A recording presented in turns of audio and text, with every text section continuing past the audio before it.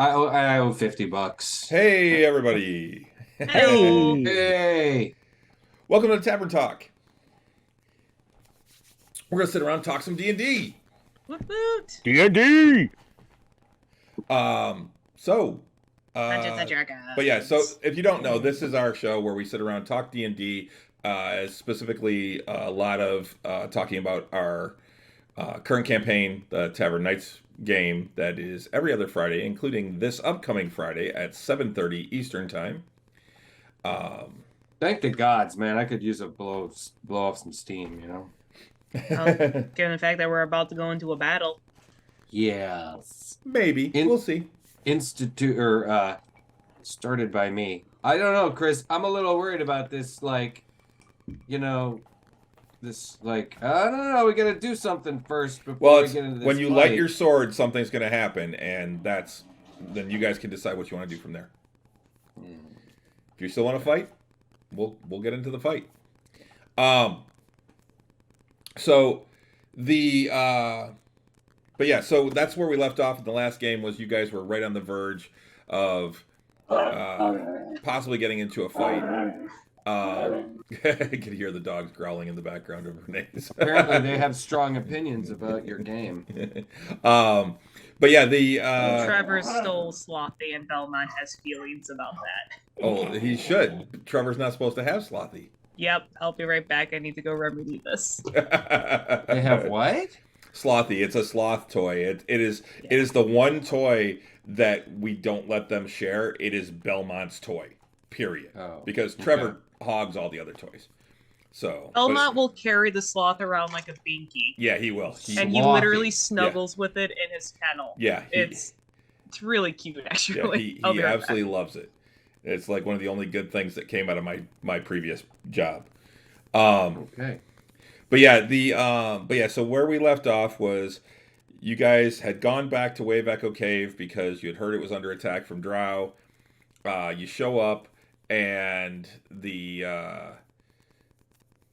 basically you had been told that the Drow were actually saying that they wanted to talk with your group. They were looking for us, yeah. Yep, looking for you specifically. You went to Wave Echo, walked in, saw a couple of Drow, basically said, "Hey, we're here," and they you rang. Yeah, they said, "Wait there." Went and they sent a runner to go get their bosses, and a couple of Drow showed up and basically said, "Hey, I've got your friends.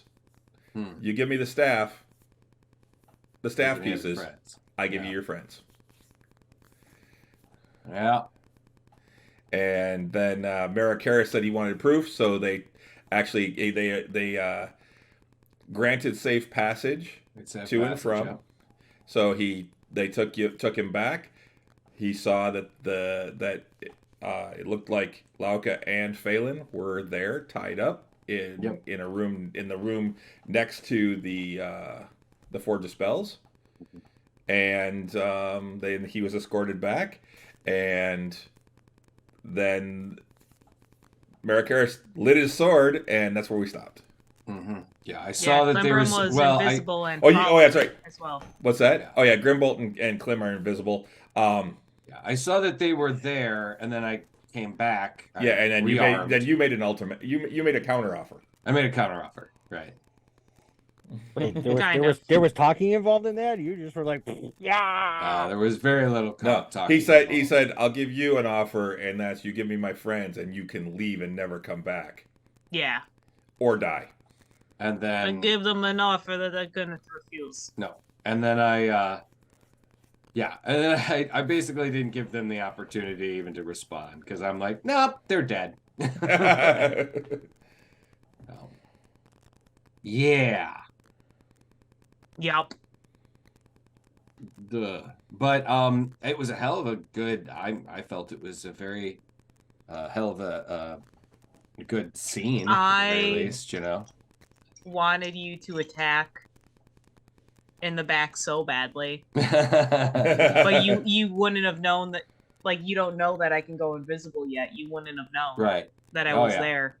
Yeah, and he might be unstable right now because of his friend is you know, he's looking at his friend that has been his best friend, really, that has been his surrogate sister that's been missing for months and has been freaking out and is quietly freaking out. But he's not stupid, you know. He's not going to be like just suddenly unarmed going to attack a bunch of drow warriors. So he went back, got back to his team and his weaponry. Plus, they did kind of grant you passage on right, that faith, too. and you weren't going to break even that. No. Yeah, not breaking faith. Yeah. Right, exactly. It would have been dishonorable. Mm-hmm. So yeah, and then he was like, he got back there. Okay, yep. Thank you for granting me safe passage, allowing me to confirm that from what I could see was my friends. Now die. You died now. So we'll see. We shall see. We just hit 11th level, so we're starting to get into those sweet some of those powers, man. Yeah. Oh, and they had been killing hostages once per day. Well, that was the other thing too, and until you showed up. Mm-hmm. That was just incentive to get you there, Right. And then stacking the dimension. And then stacking the heads outside. Mm-hmm. That's fun. They didn't know we were busy. No, they didn't. It's so fucked up though. Oh yeah. No, it's seriously. It's almost like it's evil. Like the fruits of the devil. Evil. Like it's almost like they're bad guys. It's almost like they're the bad guys. Something like that. But yeah, I think that was great. We actually called it about 45 minutes earlier than normal, because if you guys did get into a fight there, it was going to be a long one. It's going to take a while. So yeah, that's where we're at, and that's where we'll be starting on Friday. Mm-hmm. I'm excited. Yeah. I am too. I mean, I'm excited to see how this is going to play out. I mean, and like I said, I mean, Merrick Harris didn't. It's not like he didn't even have the opportunity to like look closely. They basically opened the door. They went, "Yep, sip, yep, there's your friend. See him? Okay, close the door." Yeah, and I couldn't even see him from my perspective. Right. So all I saw was Lauka basically sitting on her knees and completely disheveled, and wearing like sackcloth. Right, exactly. Being a mess and all this other stuff. So he basically, I mean, it could have been an illusion. I don't know, but from what I know right now, you saw Phelan too, so and he was in pretty much the same shape. And so it's like, all right, let's do this. Let's throw down. Which actually, as a side note, speaking of Phelan, our boy Phelan has a trending video on TikTok right now. Views. Yeah, he's got almost 1 million views on this one. No video. Kidding. Yeah. On TikTok? Yeah. Yeah, he himself has like 60,000 followers now. Wow. It was honestly, it's a great video. I loved it, but I mean, not that I have TikTok, but Renee showed it to me. So I have TikTok. Yeah, he came across my For You page. I did not even know about this. Can you get TikTok on your? I'm sorry, he has 47.7 thousand followers. Hey, that ain't shabby. It's not shabby, exactly. You're just hoping it doesn't. He doesn't get banned, or the TikTok ban doesn't go through. Yeah. But yeah, so. Anyway, back to D&D though. Yeah, so that's the thing. These are your friends that you haven't seen in 6 months that got kidnapped when you guys were in Greyhawk. In actuality, it's been like 1.5 years. In real time since you guys have seen them. Grim and Halt weren't even with you. Nope. No, we're just along for the ride. Well, these are your friends? Okay, cool.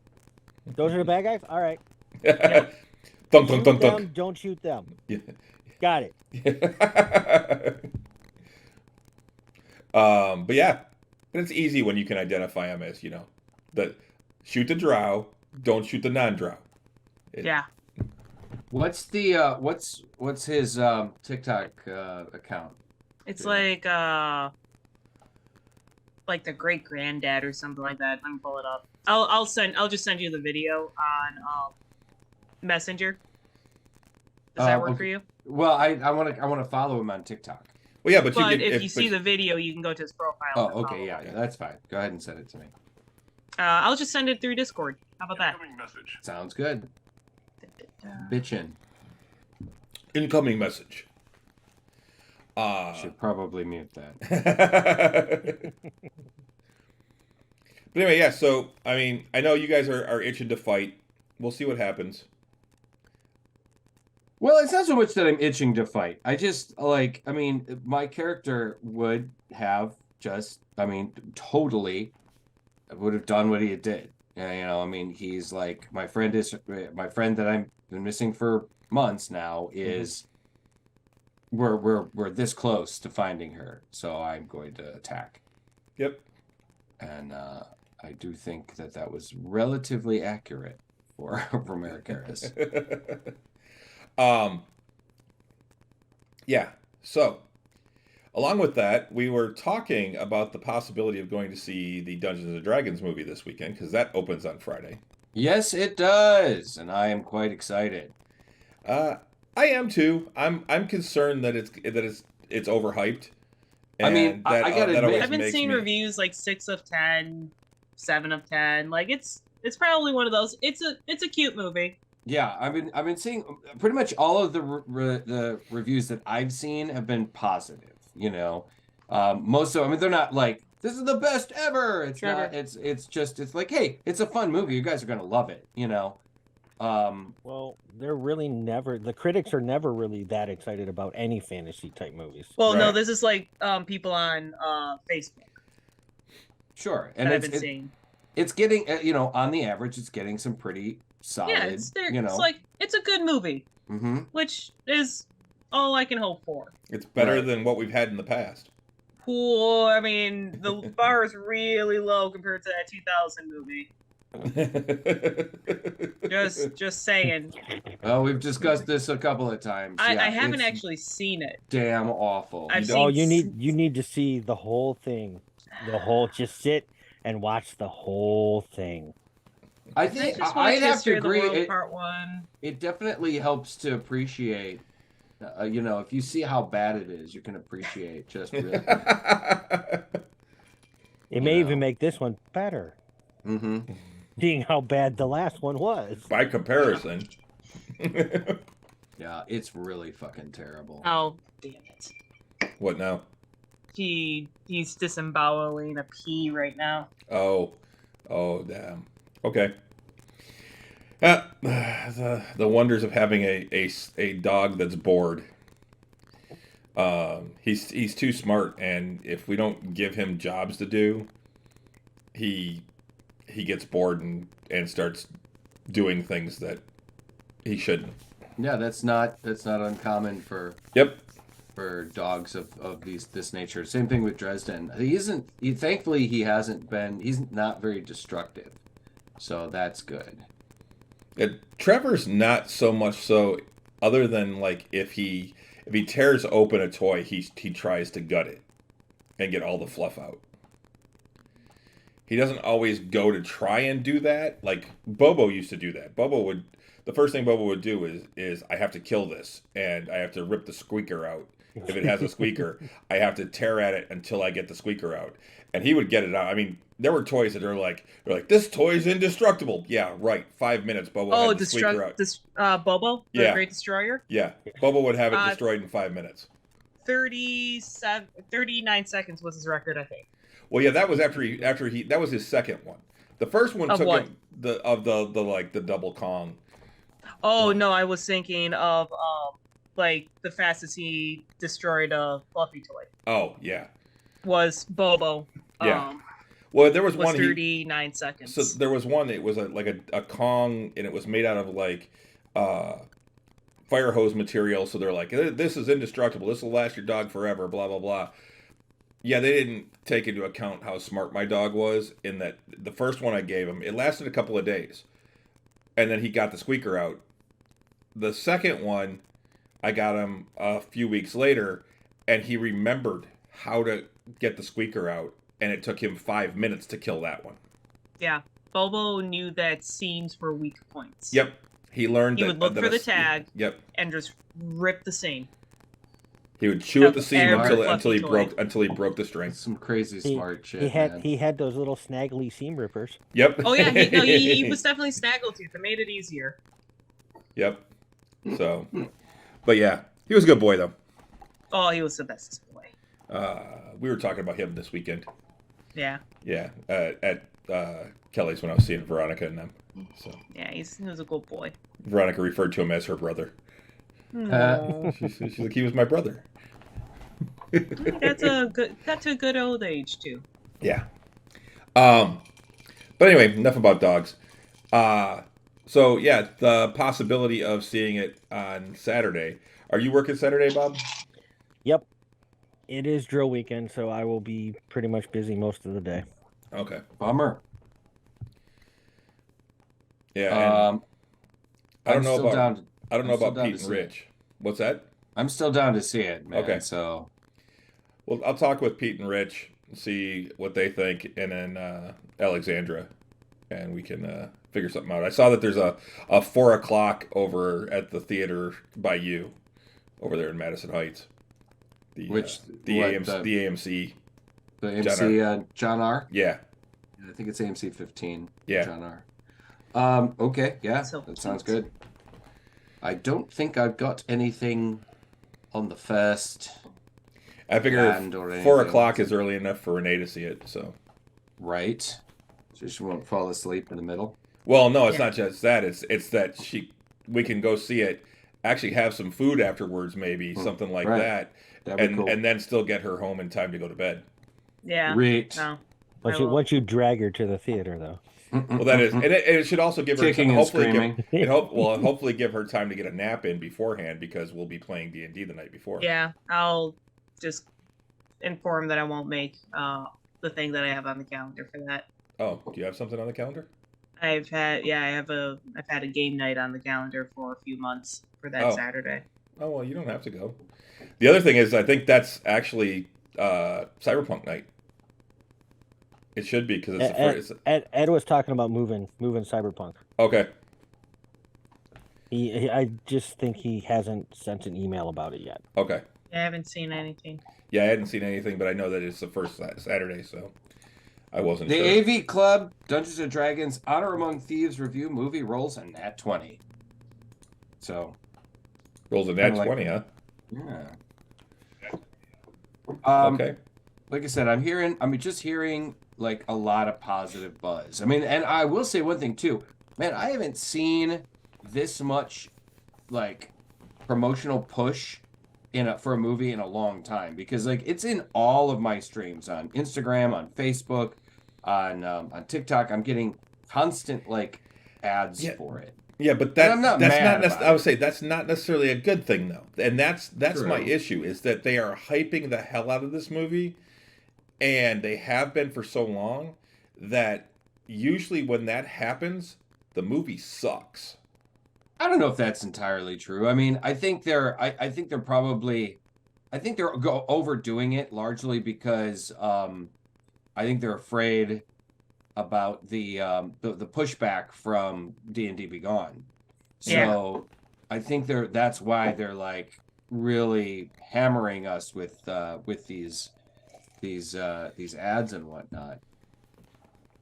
It's like I said, all the reviewers that I've read, fairly positive. Nobody's said, it's shit. The worst I've heard was like, it's a little contrived, or but still a lot of fun, you know. I mean, I've heard the special effects look good. They did a good job of blending digital special effects with practical special effects, which I feel is when things are look the best. Mm-hmm. You know, when you actually combine the two. So, I mean, I'm fucking excited. I haven't been I haven't been this excited about a movie in quite a while, honestly. I have to admit.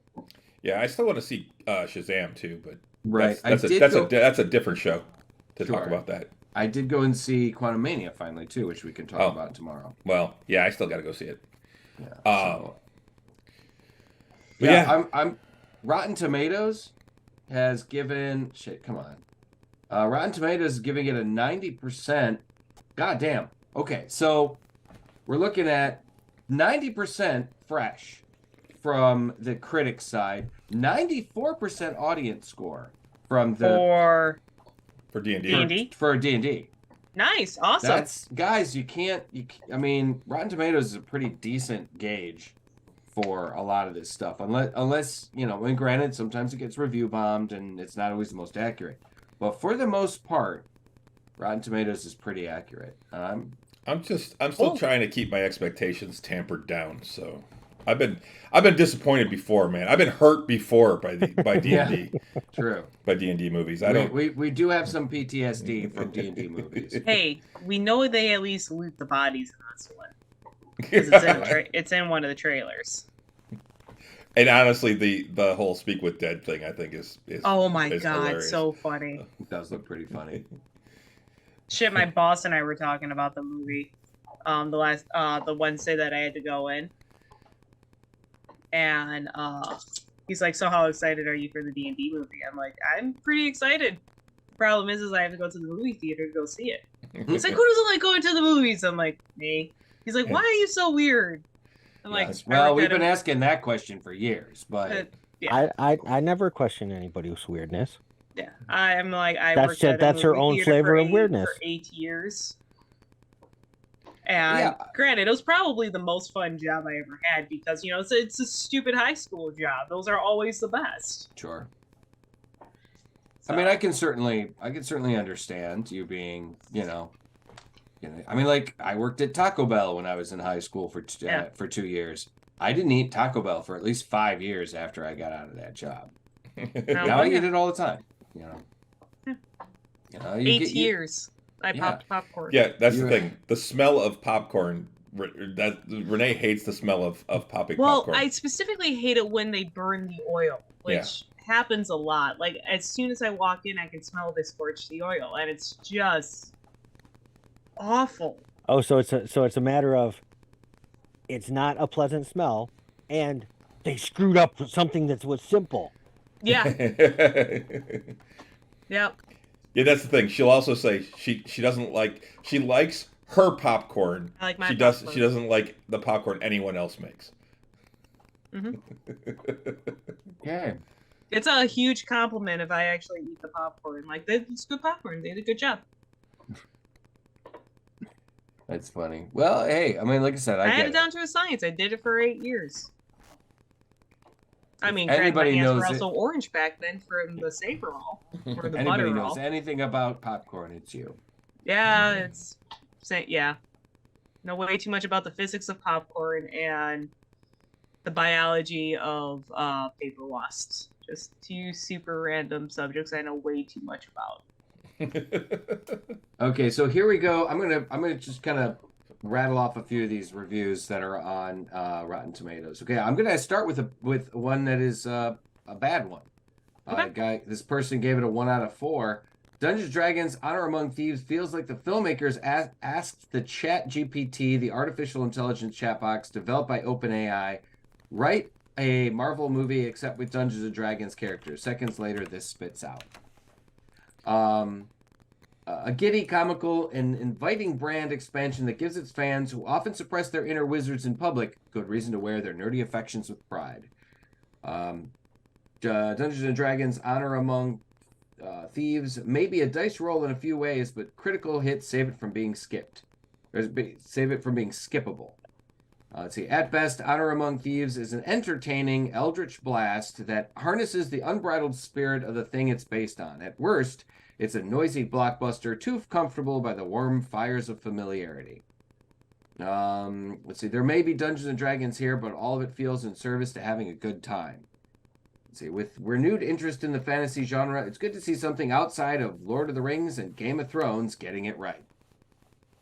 Dungeons & Dragons Honor Among Thieves is an entertaining adventure ensemble romp with heart and humor, even though it plays a bit on the generic side. Okay. So now, out of all of those... they kept it simple. Yeah. Yeah. So how many reviews are there to get those numbers? It says there are 89 reviews from critics and 50 plus verified ratings from the audience. So not a lot yet. Not a ton, but still, I mean, that's pretty damn good. That's a pretty good percentage. 89 reviews from the critics. That's quite a few. It's a decent amount. That's yeah, quite a the few. critics, yeah.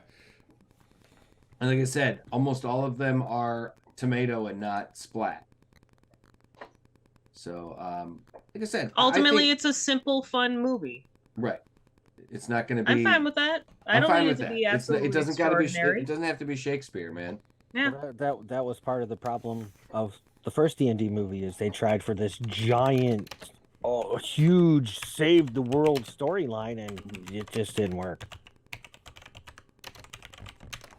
Well, this does look like it's giant. I think the bigger problem was that the original writers just didn't. They made a fantasy movie. They didn't make a D&D movie, and it fell short because they just didn't quite get the formula right. This one, you got a writer-director that loves D&D, that played D&D, and they know what they're doing. And they've created a movie that very much is in service to the players. You know, they're like to the gaming community, where they're gonna like it. And the Chunky Dragon is actually from like the novels, right? Yes, that actually is a character. Forgotten Realms. Yes. Okay, I couldn't remember which one. Myself and my boss were talking about it because he's like, "That is the fattest dragon I've ever seen." I'm like, from what I understand, he's from the novels. I don't remember which one. If it was Greyhawk or Forgotten Realms, but I know he's from one of them. This is all taking place. This all takes place in Forgotten Realms. Mm-hmm. It's actually happening in Neverwinter, actually. Yeah. Okay. It's all in the north. I think some of it's in Waterdeep, but I think that was one of the things that really, really ticked me off about the original D&D movie was the fact that the dragons in that movie they were monsters. That. Everybody that plays D&D knows that dragons in Dungeons and Dragons are intelligent. Yeah, species. In fact, it probably in many ways are superior to all of the other, races in D&D. They're more powerful, they're smarter, they're longer lived. The things that make them fallible are their personalities and their personality traits and stuff like that, being greedy, being evil, being whatever, and the D&D monster, they were just monsters that were controlled by a scepter. I hated that. Yeah. And it does definitely look like that this Dungeons and Dragons movie is the beginning of a franchise. And I think that's why they're pushing it so hard, because that's what they want. They need something new. Yes. They want something new that's not superheroes. Absolutely. And I think the market is ready for it. Because we've seen the last few Marvel and DC movies that have fallen short for the most part. That people, at least at the very least, like critics and whatnot, have been like, ooh, I don't know about this one. I honestly, I saw Quantumania the other day. I liked it. It was entertaining. It was fun. Was it as good as some of the other ones that they've put out? No, it wasn't. But it was still, I didn't understand the venom that it was getting from everybody or from a lot of people, particularly the critics. I mean, a lot of the fans dug Quantumania, but the critics were all like, nah, I don't know. It's no Iron Man. Yeah, this wasn't Iron. Where is it? Where? But I found it to be entertaining, and I don't quite think we're getting superhero or comic book movie fatigue, like some people have said, but I do think that the audience is ready for something else, something different, and I think this is what this could fill that niche. Yeah. I absolutely. Yeah, I mean, I'm looking forward to it, but like I said, want to keep my expectations low. So if it is good, I'm Awesome. happily excited then. And if it's bad, I can go, okay, I that's I can only be, it'll only bring me down a little. Yeah, and we also got to remember too, like a lot of the people that have seen it so far, a lot of the fans anyway that have seen it so far are probably gamers. You know, a lot of the people that got sneak previews or were like that made the effort to go and see it via like early showing. Those are the really dedicated fans. Those are the dedicated gamers that are gonna love it no matter what, or at least are gonna have a very they're going to have a very kind of positive they're going to go in with a very positive attitude about it, hopefully. um I'm guessing a lot of these critics are not necessarily D&D fans, or not, they don't necessarily know a lot about Dungeons and Dragons. So I think the critics are in this situation are probably the ones you might want to listen to a little bit more, because I'm guessing a lot of them are like viewing it more so as, as part of their job, as a like, this is what I do. I review movies, not necessarily being big D&D guys. So. Well, no, I'm still going to listen to the fans because I'm going as a D&D fan, and I'm expecting a D&D movie. Yeah. So I'm not saying don't listen to those fans, but you got to keep it in perspective. I mean, I think the fans have a better idea of what this movie should be than what the critics do, because they are D&D players. Yeah, but what I mean is the critics are going to review it as a movie first and a D&D movie second. The fans are going to look at it as a D&D movie first. Right, and that's what I'm going to look at it as. So I don't care what the critics say, because I'm not looking at this as just a movie with a D&D theme. I'm looking at this as a D&D movie. Okay. They're billing it as a Dungeons and Dragons movie, which means that it should have D&D first. Sure, and I agree with that. I'm just saying that the holy shit, Champions Online still exists. Squirrel. Sorry. Something just flashed by my thing here. I'm just I just think that if listening to the critics' opinion in this situation, at least if they can look at it and go, it's a good movie outside of being a D&D movie, then that helps me at the very least. See, it's not going to help me. If it's a good movie, but the D&D portion of it sucks, I'm going to be disappointed in it. Okay. I feel you. I understand. It has to hit on both being a good movie and a good D&D movie. For me, that's what it has to do. Because that was one of the biggest things. I mean, yes, the D&D movie was bad, but it was also a poor representation of D&D. Correct. I mean, honestly, if you took some of the D&D elements out of the first movie, I probably would have been like, it was all right, But because it was billed so heavily as a Dungeons and Dragons movie, I think that was one of the things why I was so disappointed in it, because it was such a bad representation of the D&D of Dungeons and Dragons. Like I said, if I had went and saw it and was like, and it wasn't, and it was something like,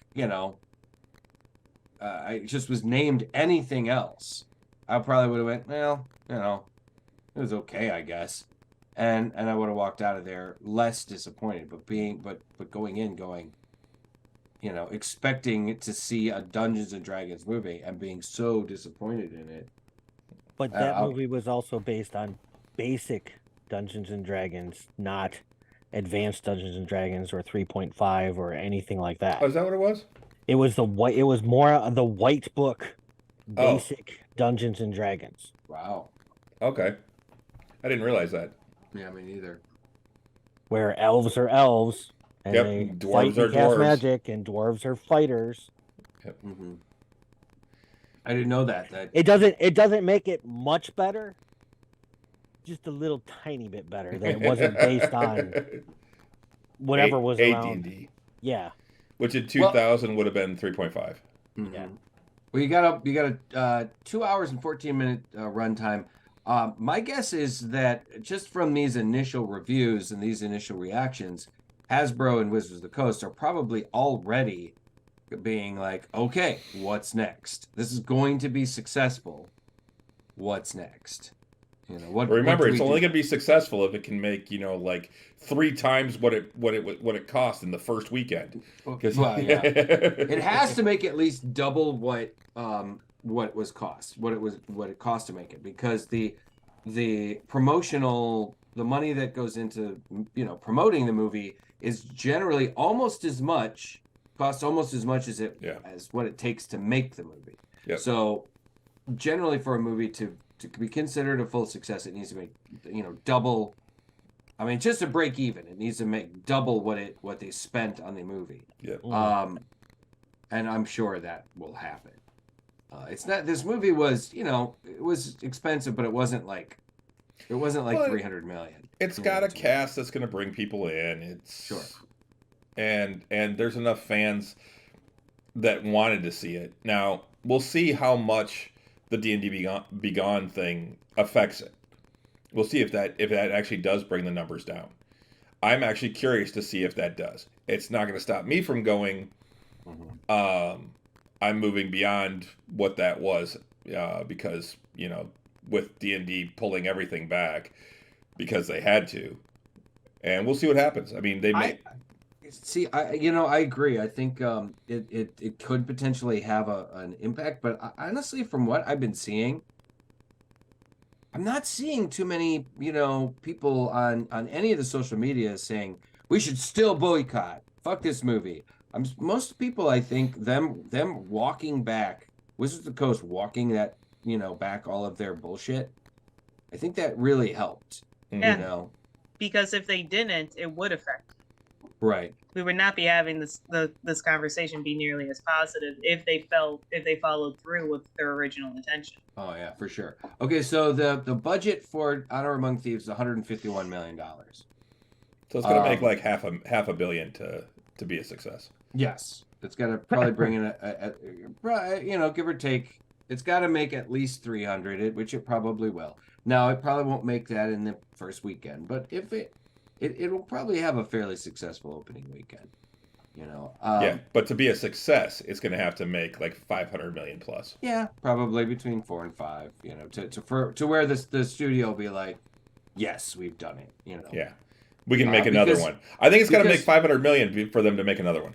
Yeah, because that's the thing. It's like, I mean, then that's the way the movie industry has changed now. I mean, that's what has happened. Like, a movie has to be triple what the cost was for it to make money, and largely because of like I said, the promotional costs. The commercials, the ads on Facebook, the ads on Instagram, on TikTok now. I mean, everything is so much more expensive than it used to be. I mean, it's one of the things that I was talking about I think it was last week. I'm just getting tired.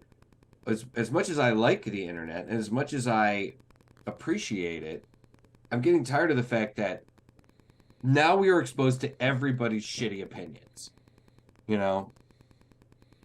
Everybody has an opinion, and now we got to hear all of them, whether they're good, whether they're bad. We got a whole show that's just filled with our shitty opinions. True, it is. You white guys sitting on their computers, and you want other people to listen to them. Yeah, we want other people to listen to them. Don't be bashing the fact that the internet lets everyone put their opinions out there. True. I'm just saying that it's large. It's changed people's opinions on what's good and what's bad, and how much money things have to make, and what is expected out of some of these movies. I mean. Like I said, Quantumania, perfectly fine. It was a decent movie. It was a good popcorn movie. It was fine. But because it didn't, fucking right out of the gate didn't make the, Avengers Endgame money, people were like, oh no, it's awful. The Eternals, it had its problems, definitely. But it wasn't shit. It wasn't horrible. It's on my list as the worst Marvel movies, though. It's the only one I haven't seen. I wouldn't say it was the worst. I mean, it definitely was. It had its problems. Then which one would you say is worse? I mean, it's something for us to talk about tomorrow, but still, I mean, well, let me think about it, and we can maybe talk about it tomorrow. Yeah, because I'm curious as to what you would put below that one. It's a tough call. I mean, maybe Love and Thunder, but that's about it. Well, and the same thing with Love and Thunder. Love and Thunder was okay. It wasn't the best Thor movie by far. And that's the thing. I wouldn't put Love and Thunder under that one, but that's also on the list of some of the worst Marvel movies. Mm-hmm. But then we had Wakanda Forever, which was substantially better. Yeah, that Wakanda Forever was great. Yeah, I mean, and it did very well. It's just we're talking like on the other end Made of the me spectrum. cry twice. Sure, me too. On the other end of the spectrum, we got Shazam 2, which a lot of people are saying, "Hey, it's a lot of fun. It's a great family oriented superhero movie. It's a good follow up to the original one, and it only made, I think it's made 100 million worldwide now, and it's in its second week. And this past weekend was its second weekend, I think, or was it its first week? Yeah, it was. No, it's second weekend. Second weekend. It came out St. Patrick's Day. Right, and it's made. I think worldwide it's made like over a little over $100 million, and that is still not considered. They're considering it a failure. And I'm just like, what? This thing has made $100 million. It actually came in third this weekend in box office. And a serious drop, yeah. Yeah. John Wick came in at 73.8 million, Creed 3 came in at 10.4, and then Shazam came in at 9.3.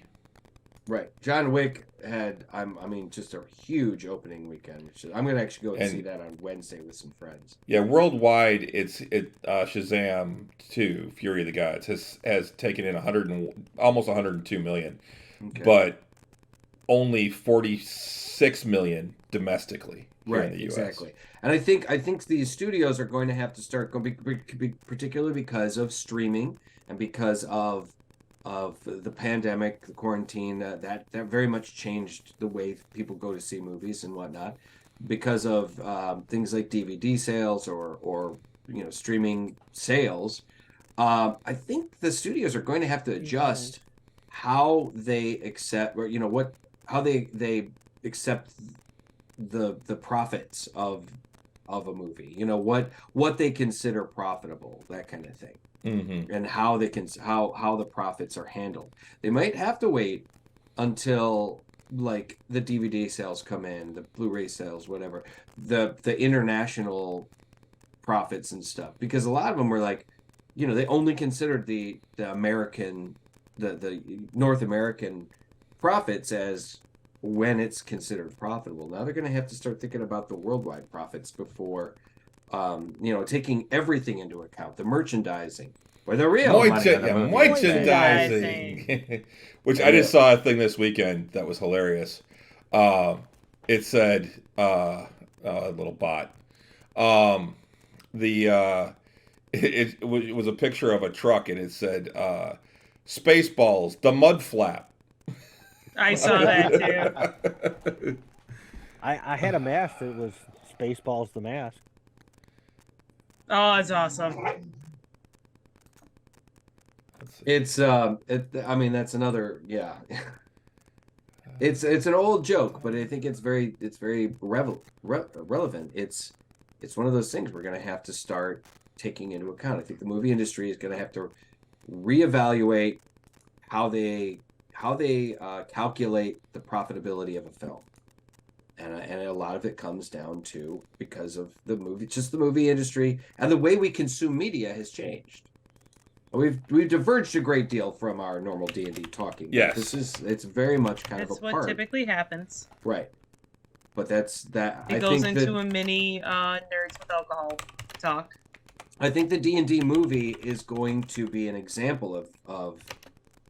I think it dodged a bullet. It is not going to necessarily be that kind of thing where they're like, oh, we have to we got to consider the worldwide sales before. No, it's going to be successful here in the States.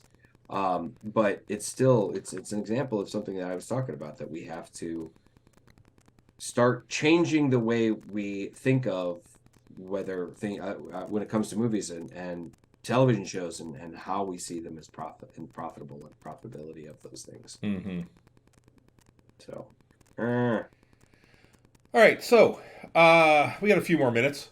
What do you guys want to talk about? I'm not going to tell you anything about what's going to happen this week, but curses. Oh, we can't trick you into doing that. No. Get your monologue. Man, believe me, I've tried. Catch your monologue. Yeah, you caught me monologuing again. Terra bad. That is. Well, I feel like it's an underrated Disney movie. I love The Incredibles. Oh, I love The Incredibles. Incredibles is a spectacularly good movie, and it's not a Disney movie. You caught me monologuing again. Even without capes, Russ likes it. I love it. I love it. I thought that was the first one that Disney did without Pixar. No, it's It's the other way around. I think it's a. I don't think it's a without Pixar Disney? film, isn't it? I think that's the same. Isn't it the same people that? Oh wait, you know what? Maybe it is you're Pixar. right. It is Pixar. So Yes. no, you are correct. It is a Disney film.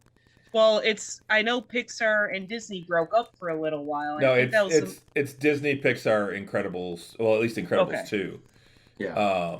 Yeah, it was like one of the first movies that I think I couldn't remember if it was Disney or Pixar, but one of them. It was the first movie they ever did without the other. It was produced by Pixar and released by Disney. Okay, because I know they amended their issues shortly after. Because then where's Disney my just flat super out, suit? I'm the greatest good you're gonna get. So okay, before we diverge again, let's how about we talk a little bit about the upcoming Baldur's Gate 3. Now it's still a ways out. What's that? It's a ways out, and none of us here have played the beta.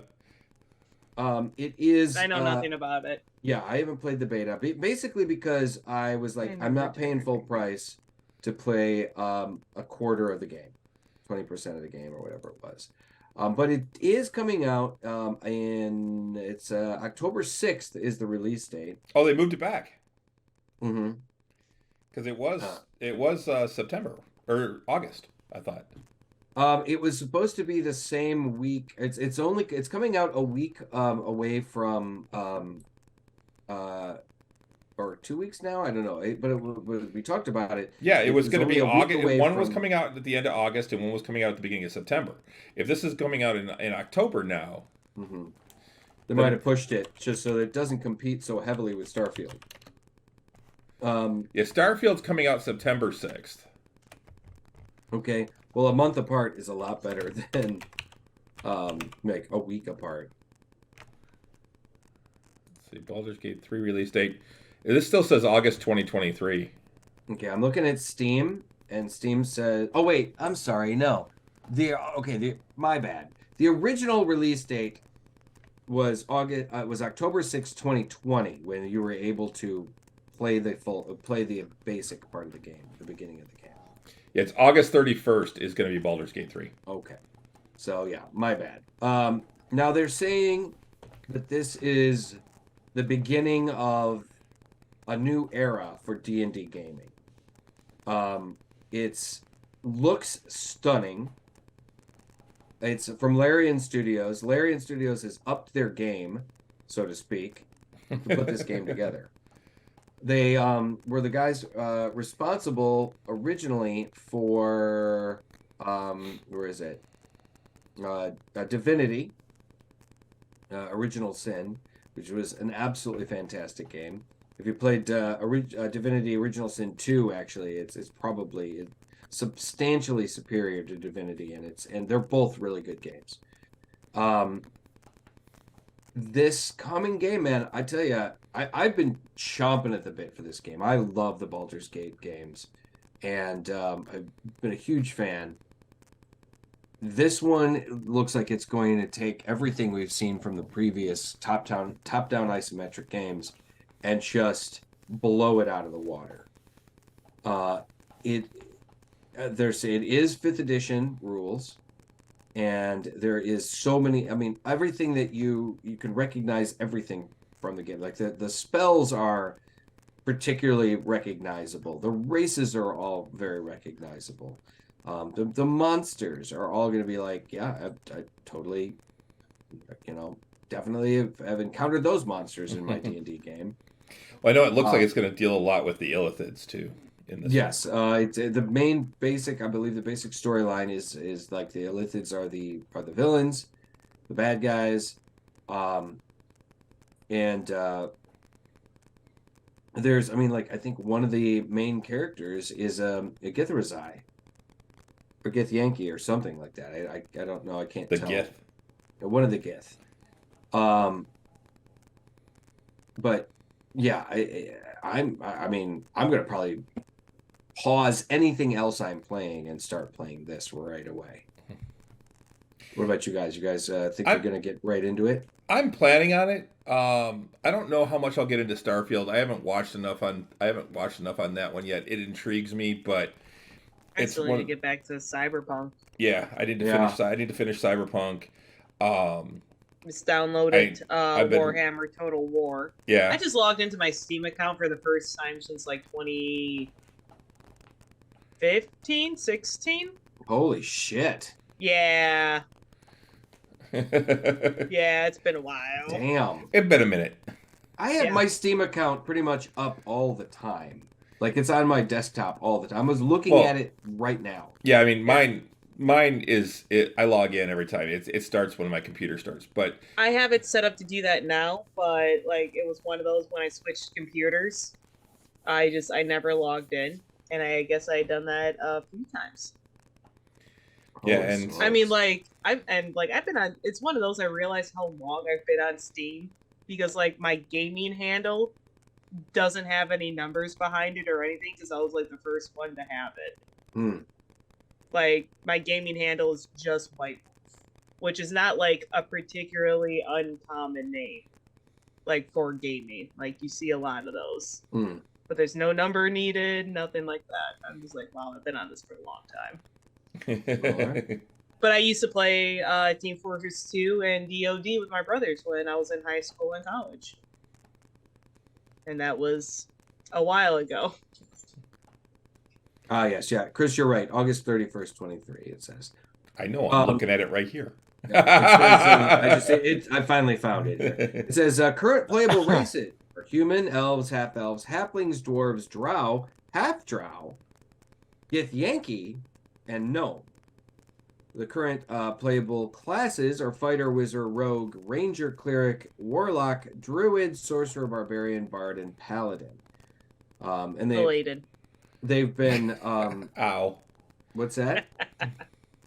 She said Paladin. Paladin. No Ashmere. What's that? Ashmere. No, well, even your daughter mispronounced tiefling, and it wasn't a joke. I was talking with my daughter and her husband because I guess they're playing D&D, and my daughter said she's playing a tiefling rogue. At least she said rogue and not rouge. Yeah. Oh man! Anytime I hear that, I am oh my god, it drives me fucking bonkers. I love it when like Rogue One came on and everyone just kept misspelling it and saying Rouge. Yeah, Rouge well, One. they even made the poster where they just put like Rouge bright One. like clown red on everybody's cheeks. Yeah, it's called it Rouge One. I mean, it's an easy mistake to make. Like no, I it's not. You just got to move the U. You just move the U. Yeah, you move the U. That's all you do. There was when you have a dyslexic brain, it's super easy to do. I can't tell you how many times I heard people like refer to Rogue of the X-Men as Rouge. That's because they're probably dyslexic and don't know it. No, but Rogue was a major character in the X-Men cartoon. But if you only they never ever called read it. All of the X-Men cartoons they've ever had have had Rogue in them. And they always called her Rogue, not Rouge. Yeah, but like if you have people like me who've never seen the cartoon and have only ever read it, I can see how it would easily happen, is all I'm saying. If you've never watched any of the actual medias and have only ever read it, I can see how that would happen. She's also a major character in the movies, too. I mean, a lot more people saw the movies and than I can see where people would mispronounce tiefling because it's spelled like Thai. I can certainly And if you grow up with TIE fighters, because you're a Star Wars fan, I can see that being an easy mistake. Sure. That's understandable. That is definitely understandable because it's also not a word that exists anywhere else other than fantasy. Also true. Whereas anything, both Rogue and Rouge do exist. Right. And on top of it too, like I'm looking at, in the game, I think there are tiefling characters. Now I'm doing You it. said it. I did. There are tiefling characters in the game, but you can't play a tiefling yet. You can't create a tiefling according to what it says here. Last updated. This one was last. Okay, so as of mid-December of 22. So it might have been updated since then. But so yes, tiefling is not a word that people are necessarily going to be aware of. But you said it again. Huh? You said tiefling again. Oh, God damn it. Tiefling. The same thing with Asimar. Yes, I mean, we will soon get him to be talking about Asmirs. Yeah, Asmirs. The same thing with you come on. Calm down. You're gonna get Russ all riled. He's gonna start throwing out core blimies and.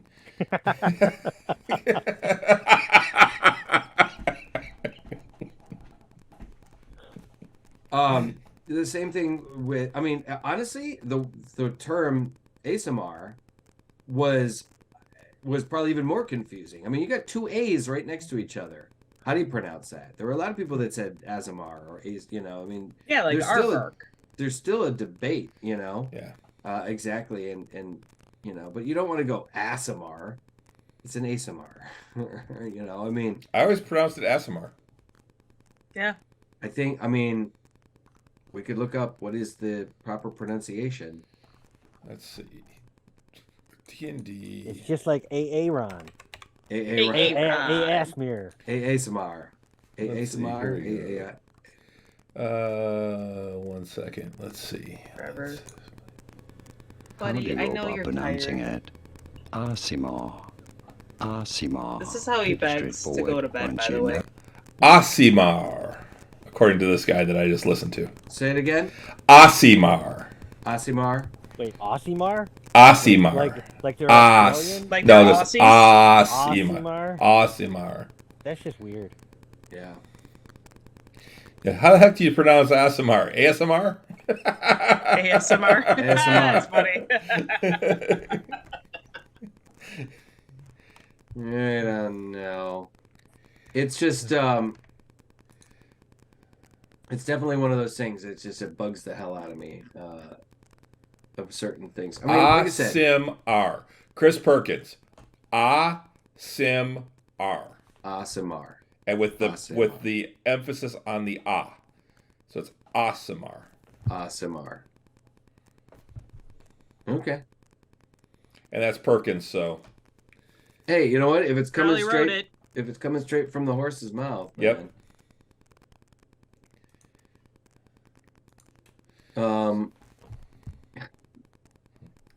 I just love it when we get advertising in our chat.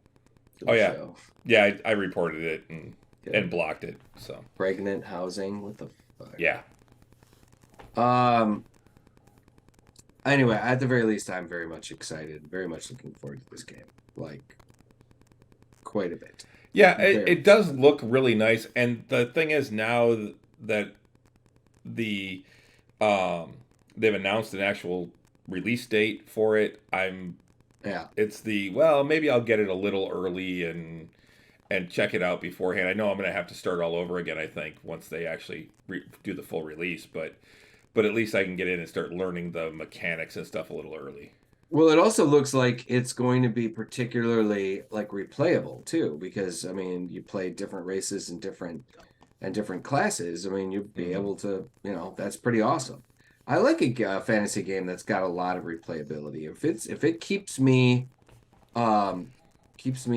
like engaged, particularly if it's dramatic, if the play style is dramatically different between classes, awesome. I get it that maybe playing a fighter and a paladin aren't going to be that much different, or a barbarian and a fighter.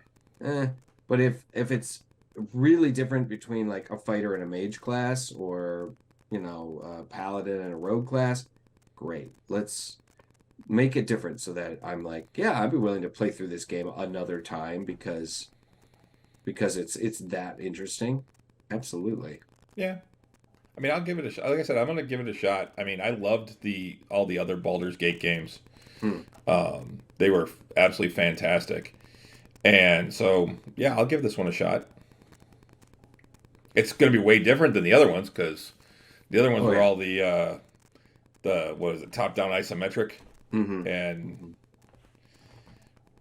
And this one's going to be, I believe it's still going to be turn-based and strategy-based, with the combat, but it's not going to be the same, like, camera angle. Yeah. Well, there's going to be cutscenes and things like that. Stuff we didn't have back in 2000. Well, yeah. And the all of the, like, conversation stuff is going to be the dialogue options, so it's going to be very much like a lot more like, say, Detroit Become Human or some of the other like the like Mass Effect and stuff, where you're actually close up on the character's face, and it's a much more of a conversational kind of thing. Or like The Witcher, or Witcher, another good example. Yep. Gonna be awesome. Yeah, I'm looking forward to it. So yeah. Is there anything else anybody wants to get into? Not really. I think I'm good. Guys, we're playing this Friday. It's gonna be epic. Let's kill some drow, man. Get our friends back. Yeah, Eldritch Blast. Eldritch Blast. Wait, are you playing Euchariah? No. I'm playing for my new Lord Vecna. Yeah. Oh, that's right. Go. This shit ain't funny, man. I think it's hilarious. So I printed up today, Vecna. I actually primed up a bunch more figs today, and including your cyberpunk character. Yes, your cyberpunk character's primed now, Bob. And I also just waiting to get into like a painting groove. I also primed and started painting the condition modifiers, the condition rings. So cool. So we'll actually be able to have them painted and put on so that we can actually partially identify by color too. You can see different colors. Very, very cool, man. Awesome. I can't find the hunter's mark that I printed though. Oh, do you have it? Yeah. Okay. I traded you the old one for the new one. Okay. But I'll trade it back if you're gonna paint it up. Okay. Yeah, I painted up the old one just to see, and so I think the new one will look a lot better though. Okay. But yeah, I painted that, and I painted some of the stuns. The stun is going to be blue. McCray blue or whatever it is for. Can you print up more than one? Yes. Excellent. I've got like 5 because you guys might get stunned too. No. Pop, stun, strike. Pop, stun, strike. The drow. Ooh, but the Trevor is really tired. He just laid down at my feet and put his head down. The drow comes flipping out of the darkness and goes pop, pop, pop on Klimbrum. Yeah, stunning strike. The irony. Yeah. Or a drow just appears out of the shadows. That'd be awesome, actually. Oh, now that would be a cool fight. It'd just be like bam, bam, bam, bam, bam, bam, bam, bam, bam. Oh man! Well, we kind of had that in the when we fought Drelsna. One of the like one of the big bads. But... Yeah, the Shatterkai could teleport. Yeah, the Shatterkai could also bamf. But I don't think that was like your bamf. It wasn't. That was the one time per long rest bamf. Oh, it was. okay. It was. Yeah, and there was also the other ones had a conditional bamf. Okay. Be like Nightcrawler fighting an evil version of himself. God, that'd be so cool. And Klimbrum's just going around. This one's mine. Yeah. I've always thought that was cool, that the term bamf, which really is the sound effect, the Yeah, it's a sound onomatopoeia effect. that was created for in the comics for Nightcrawler's teleporting has gone into the common nomenclature, the common like kind of language up to teleport. To teleport, right? It's in so many things. Yep. Well, Pretty cool. it's specifically short teleports. Yes. Yeah. Mm-hmm. Exactly. I bamf over there. No, it's a better word than poof. It is. It is. I disintegrate I like myself bamf. here and reintegrate myself here. Well, that's just too many words. That's transport. Yeah. That's transport. I'm beaming myself over there.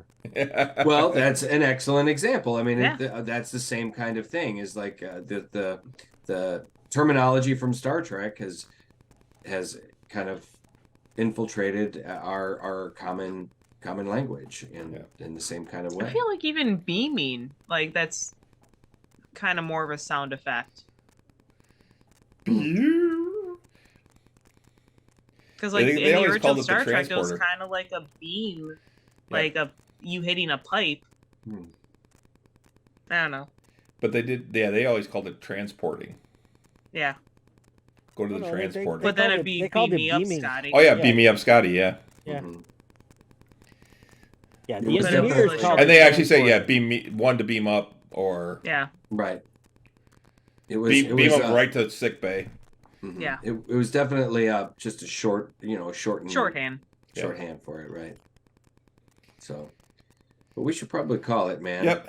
So tomorrow, Russ and I will be back with Nerds with Alcohol, 8 o'clock Eastern, right here on this Twitch channel, and then Friday we'll all be back for Tavern Knights. D&D.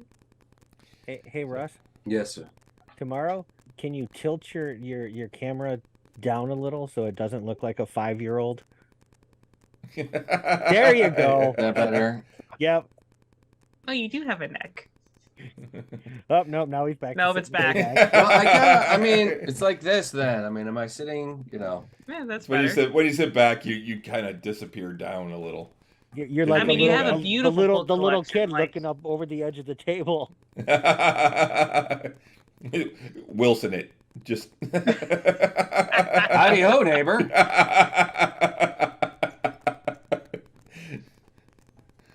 All right. Remember, guys, you can follow us on most social medias. We're on everything. Look for Nerds with Alcohol or Drinking Nerds, and you'll find us. And so thanks a lot for hanging out with me, guys. And I will talk to you tomorrow, Russ. Renee, I'll see you in a few minutes, and Bob, I'll talk to you on Friday. Yep. So, all right. Good night. Have a good night, everybody. Good night.